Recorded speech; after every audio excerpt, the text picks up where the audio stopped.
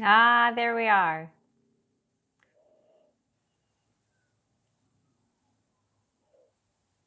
Okay, hello and welcome. Come on in. Come on in. We're good to go. We are in week 3 of this free online class series for October. I can't believe where is October going? Where is the year going? So let me make sure everything's open and we're ready to go. And Zoom pulls you in. Hello. So nice to be here.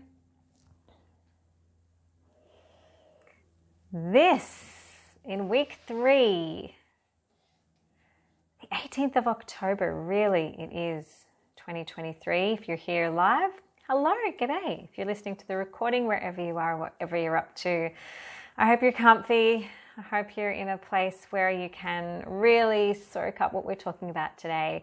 The title of today's class is, what about the kids? Spouse, mum, dog, garden, whatever it is that's going on for you right now. Because we're talking about how to make time for yourself without sacrificing anything. So hello, for those of you who are new to me and what I do, I'm Jade. I am completely retweaking everything that I do right now just to make it so much more accessible and streamlined for you to be able to support you to move into a place where you can upgrade your body, your mind, your spirit, and live a happy life. I am Jade from Jade Sterling Coaching. I am a positivity coach. I'm also a nurse and a counsellor and a yoga therapist and a wife and a mum, and I bundle all of my skills and my life experience into these classes just for you. I also create and offer individualized coaching programs, and this is really what I'm retweaking at the moment. I offer group classes and online events, retreats, all of which support you to move into the best version of yourself that you possibly can. And so this is an October series titled How to Make Time for Yourself Without Sacrificing Anything. Such an important topic, and if you've gotten this far, well done. It's been so great to have this particular topic and share this journey with you. I do hope that you have been able to find space, and even in small moments, about finding time in your busy life to just check in with yourself, and within these moments being able to just check in with how you're feeling and how this is panning out for you, and how the little things that we've been doing along the way have been able to enrich your life to be able to make more space for yourself. So in week 1, we talked about how finding small moments of self-care repeated many times has a big impact on our lives, and then ultimately become continuous, and that every moment and every action we do is one of self-care.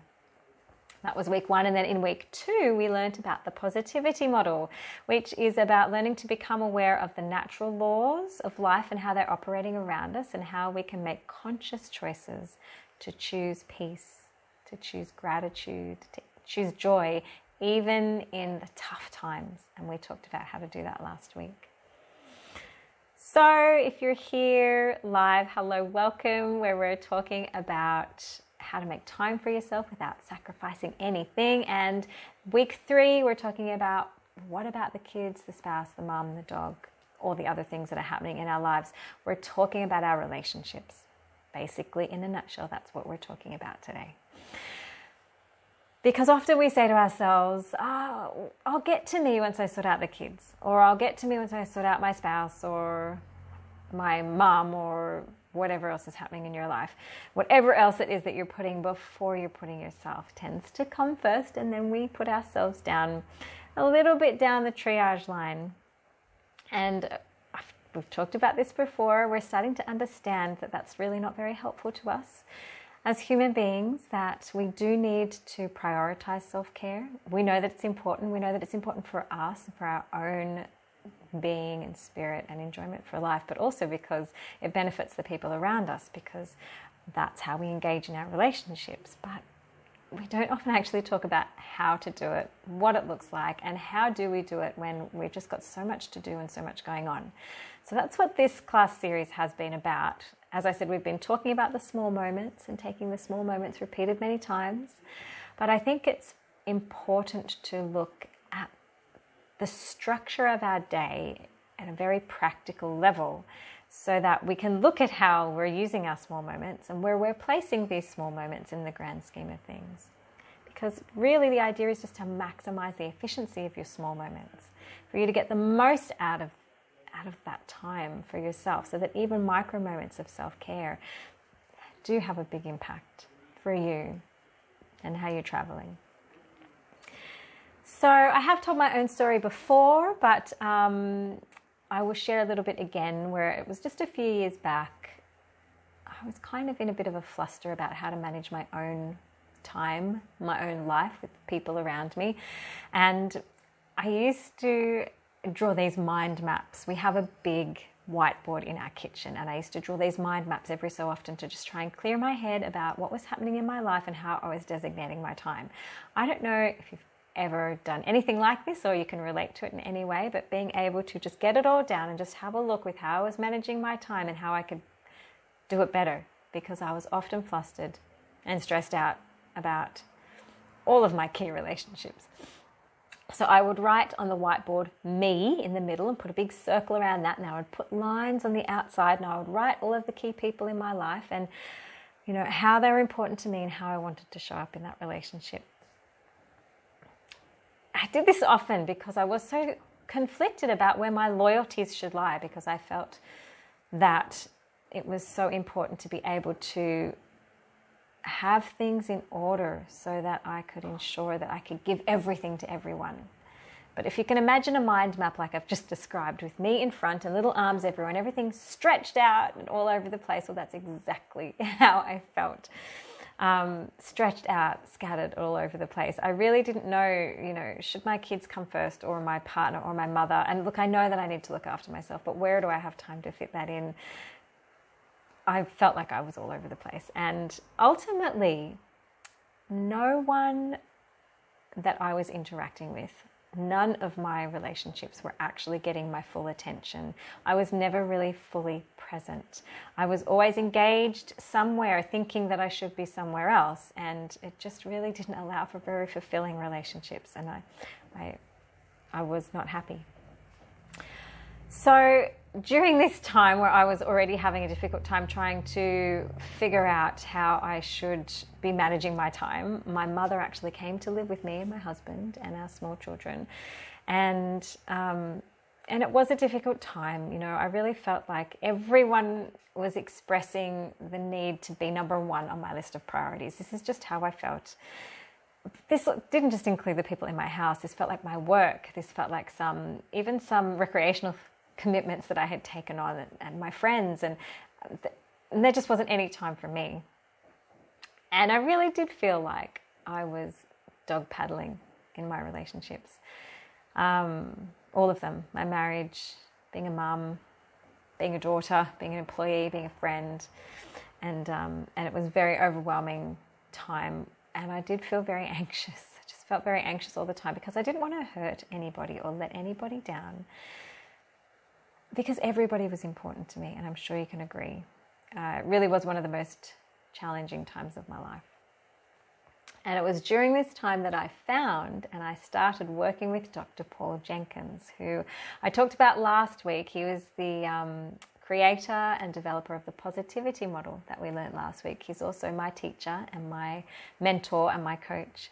And another one of his amazing tools that he has in his toolkit is a list of key relationships and where to put your focus on a daily basis.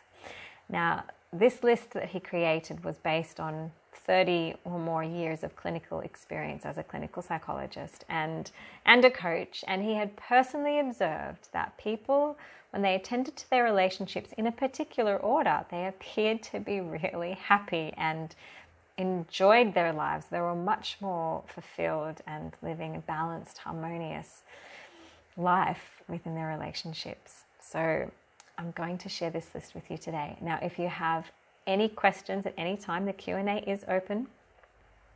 The chat's there too. I won't really be looking at that at this point. Do feel free to chat. Do feel free to put a question in the Q&A if you're here live, or if you are watching the replay, then you can always email me questions to support@jadesterlingcoaching.com. And so, moving on to Dr. Paul's list. I actually approached this list with curiosity initially because I didn't really know if it felt right to have my relationships in an order. I actually felt a little bit worried that it would devalue my relationships in some way. Like if there were some things at the bottom, were they not as important as the ones at the top? Was the sort of where my brain was going with this. I couldn't quite see how it would work. One thing I did know at this time, though, I was so unhappy and feeling very unfulfilled and out of balance in all of my relationships. I decided that I didn't have anything to lose. So I thought, I'm going to at least implement this in my head and just at least think about it at first and just see how things pan out. And so in the end, well, I say in the end, it's not the end, it's still a working process, even for me.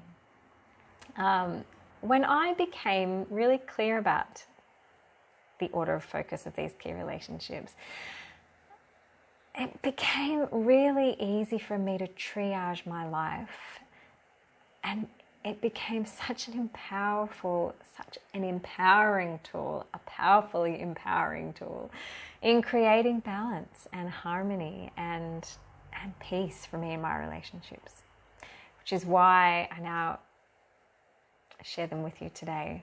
It's such an important thing to learn when you're learning about how to make time for yourself. It comes right back to the key topic of what we're here to talk about. So you'll actually see behind me on the whiteboard that I have put these key relationships in order on the whiteboard behind me, because I'm hoping that you will jot them down and make a note of them.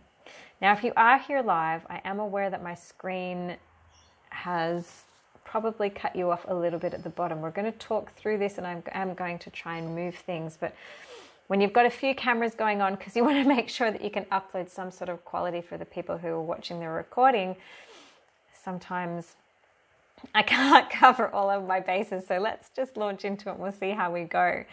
So these are the 7 key relationships for bringing you balance and harmony and peace within your life. Number 1, you'll see at the top, is your relationship with your creator or your source. Now, my job here is not to tell you what that is. Some people may be affiliated or actually acknowledge themselves as being a part of a particular organized religion and have the word God, that they have a very particular and clear idea of what that is for them. Some people don't necessarily have that. Some people have an idea of what a greater source might be, of who their creator might be. But certainly I'm finding more and more that this is such an important relationship to be aware of or to think about on a regular daily basis, even if you don't have an answer to that question. Now, someone asked me recently, what is it that you do? You know, coaching, it's so vague. You know, what is it that you do? And I said, well, look, you know, I'm kind of like a mobile phone repair shop. And they said, how is that? I said, well, I'm like a mobile phone repair shop for humans, because if you break your phone, the screen breaks or some part of the body of your phone breaks, also maybe the internal part of your phone breaks, the programming, it needs to be reset, or the battery dies and you need a new battery, or you need the accessories to be able to make the phone work if the body and the internals are okay. You go to your friendly mobile phone repair person and they can help you fix the body of the phone or the internal programming or elements that are on the inside of the phone. They can also sell you accessories to power up your phone. They can also provide you with an upgrade with a new phone.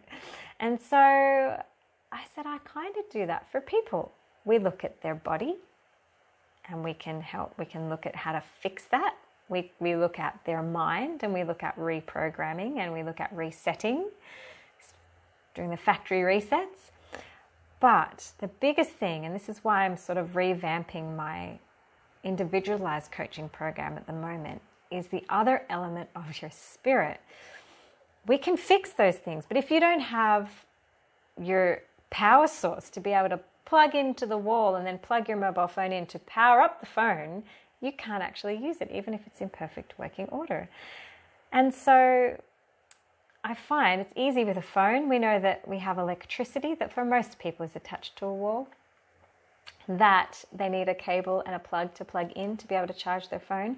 For people, we don't always know, it's not as simple as, we can't even describe electricity anyway, but we also can't necessarily describe what our source is, where we plug back in every night when we go to sleep to be able to recharge and then function the next day, regardless of what state our body is in.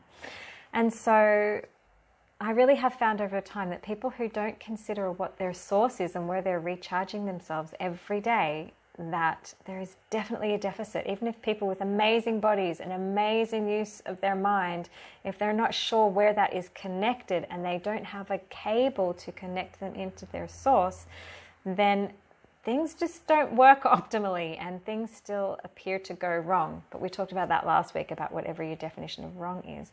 And so I'm spending time talking about this today because it's really important. One of the most important things that I do is I help you find your cable, whatever your cable is between your body and your mind, to be able to plug back into the source so that you can recharge every single day. Know that you've got full battery power and you can upgrade at any time.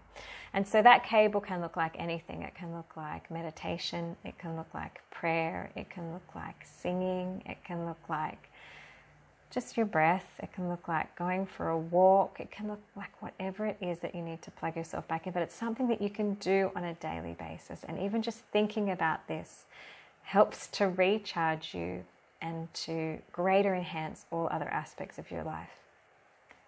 So that's why, number one, your most important key relationship in your life is to contemplate on a daily basis your source and where you come from on a bigger level.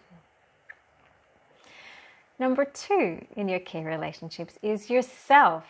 So here it is at number two. This is like giving you permission, if you haven't already given yourself permission, to put yourself at number two before all of the rest of your key relationships. Because we've talked about it before, you can't pour from an empty cup. And it's just true. It's my experience. And perhaps you've put it to the test in your own life. If you put yourself at number two after you've checked in with your source, then you're guaranteed to have more energy to power up all the other relationships that come next. Number three is your spouse or your life partner. And this is important too, because if you've chosen someone to spend your life with, in your life, to partner in your life, it is important that you really nurture that relationship not before, meaning to make sure that you give the other relationships any less. So it's not more, but before is really the word, to ensure that your relationship with your life partner is solid and you make time for each other. Even small moments for you and your partner repeated many times make a big difference. Because your key relationship number four are your children. And studies have shown in research papers, let alone people's actual experiential experiences of their lives, mine included, that your children learn from watching you. They'll learn from watching you more than they learn from you talking to them, telling them, lecturing them in any way. So if they can actually see that you and your partner are a team first and foremost, they will learn so much more from that in their life experience to be able to help form really meaningful relationships. They're at number 4. They're still on the list. They're so important. But your life partner comes first, and then your children. We're going to talk about this more. Some people hold their breath at this point. Number 5 in your key relationships are your extended family. So that's anyone who's not your spouse or your children. So that includes your parents, your grandparents, your siblings, your cousins, anyone else who's in your family, aunts, uncles. And again, you'll find they're on the list. They're so important. And they all get your attention. They all get taken care of. They're at number 5. And I've got some stories to share about people who have put things in different orders and just had experiences that they haven't found to be as fulfilling or as harmonious as they would like. So just at this point, I like to say that this is not a complete list, and it doesn't have to be just taken as fact. But it's worth considering if how you are in your relationships at the moment are not feeling fully fulfilled and balanced and harmonious.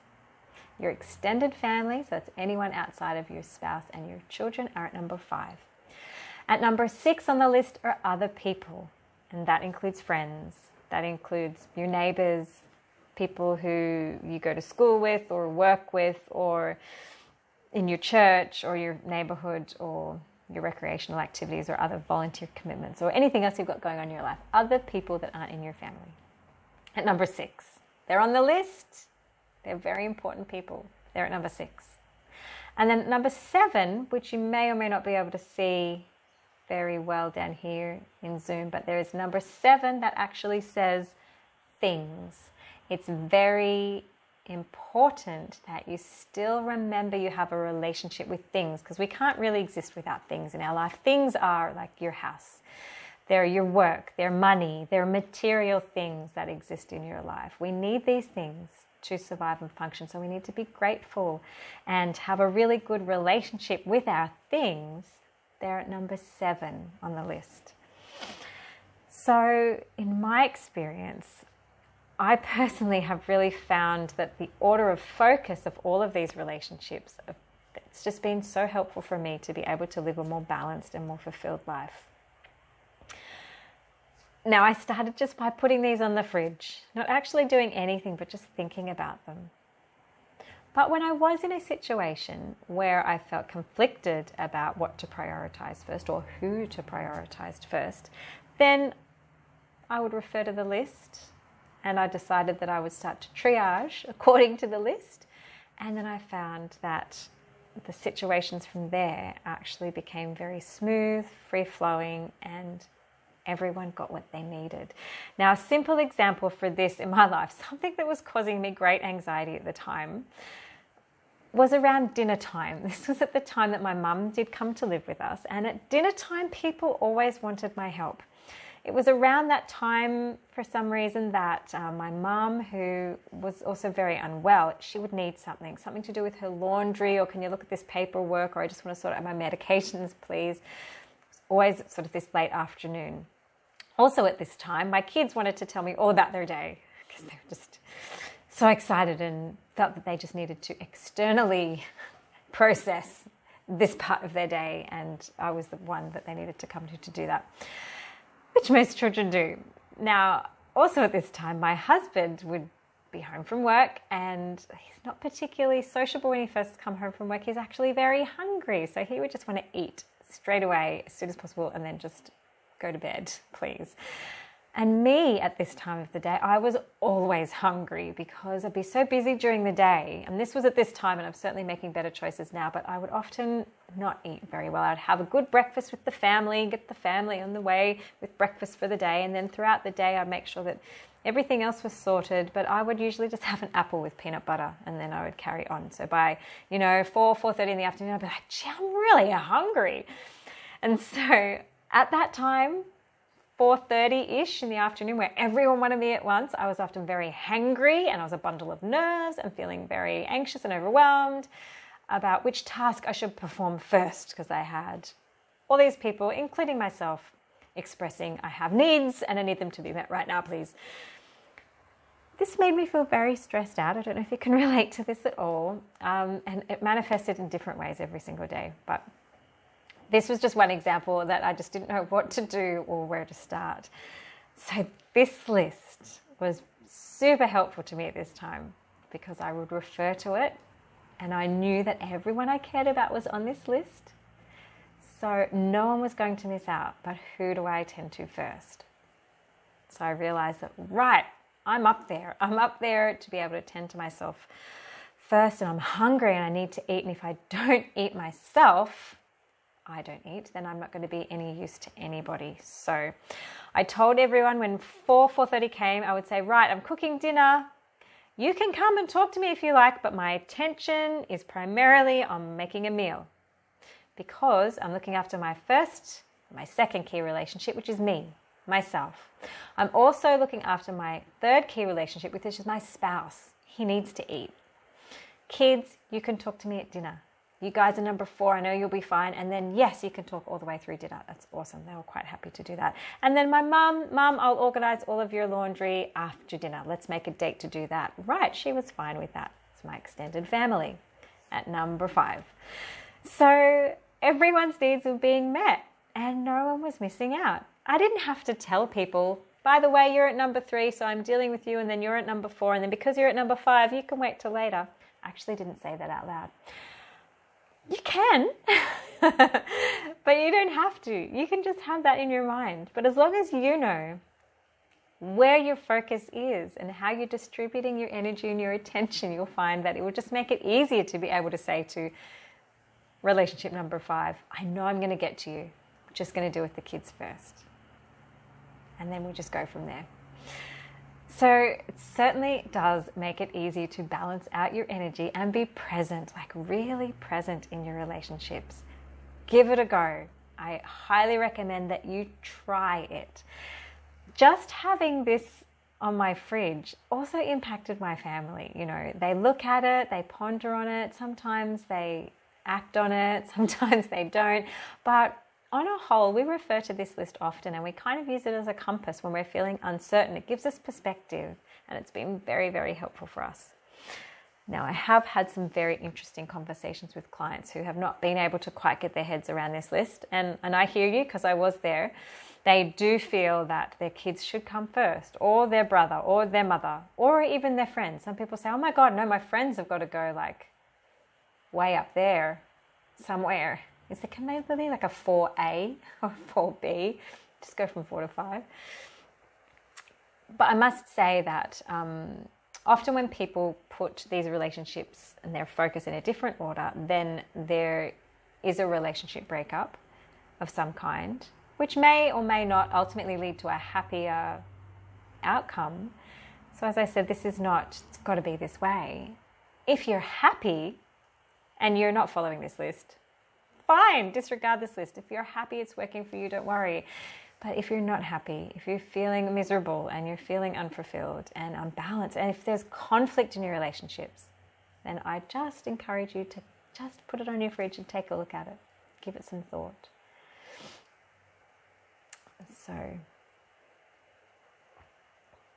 yes, I can actually send a PDF out with the email with the replay if you're interested in having this list, because I know you can't see what's happening at the bottom and I actually can't adjust the camera at this time, so I do apologize for that.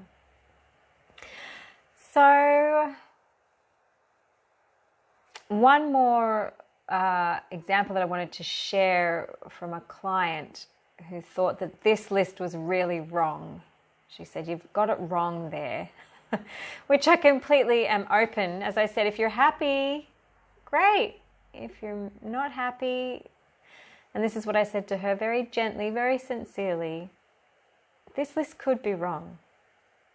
I follow it in terms of triaging my energy and my time, and I live a happy life now. It's given me relief. Are you happy? how things are going. And she was not happy. She was very miserable. There was a lot of conflict, a lot of heartbreak. Heart-wrenching was the word that she used. And I think if anything's heart-wrenching and it's hard, and that's a red flag, we can work through these things. But if it's not working for you, consider that, as I said to her, that this list might not be wrong. What if you're wrong? And we can just say this as gently as possible. What if your thoughts are wrong? It's something that I actually offer to people on a regular basis. What if how you're thinking about it is not serving you and is not right? So you don't want to say to someone you're wrong. But what if you are wrong? What if you could be wrong? If you're so certain that you're right but you're miserable, what if you're not right? So even just that statement alone was enough for her just to consider it, to put it on the fridge. And I did see her recently and she said, there's something in that. So it's obviously had a little bit of an impact on her to just be able to consider it. So I really highly encourage you to do the same. You have to put these tools to the test though before you can stand behind them like I do. So if you're unhappy, what have you got to lose? Put it to the test. I stand behind this list myself because it's helped me to live a very worthwhile and happy life, fulfilled and balanced. So you can try it for yourself and see how it goes. Now, this week, some homework for this week. Make a list of these relationships, or I will send them through with the email, and put them on your fridge and just be aware of them. So just do this for yourself. Don't do anything with them. Just look at them and just notice, how is it playing out for you in your life? That's more what I want you to become aware of. Like, am I putting myself at number 2 or am I putting myself at number 7? I know people who have this list completely the other way around, and number 7 is number 1 actually, and number 1 is number 7. Think about, how do you plug yourself in every day? How do you recharge? How do you make sure that you know that the self is actually going to be fully up and running and ready? I do yoga and meditation every day.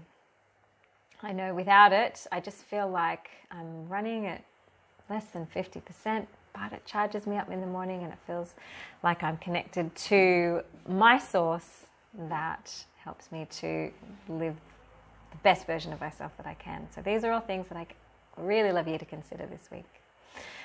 And particularly when it comes to yourself, because that's what we're here to talk about for October, is self-care. Have you got yourself up at number 2? Because look where you are. Look how high you are up in the grand scheme of things. So please be your own best friend and reconnect with your source. And don't forget this week, make some extra effort to pay attention to how often you're curling up the corners of your mouth and giving a little smile. That's my my advice and my love for you this week today, and I do hope that this starts to play out for some benefit for you in your life. So that's it. That's all I got this week. No questions, and that's okay. You can always send them to me via email, submit them, and I can talk to them in the class next week. Next week is our last week. We're up to week 4, where we're going to be talking about making the impossible possible. I love this topic, and especially when it comes to self-care. Making impossible things possible. I love impossible goals. So I hope you have a beautiful week. Enjoy the sunshine if it's sunny where you are, or hopefully in some of the parts of where I am at the moment anyway in Australia, we've got quite a few fires coming through, so hopefully you get a little bit of a reprieve from the wind and a little bit of rain. Thinking of you all, sending so much love, and I'll see you next time. Thanks for being here. See ya.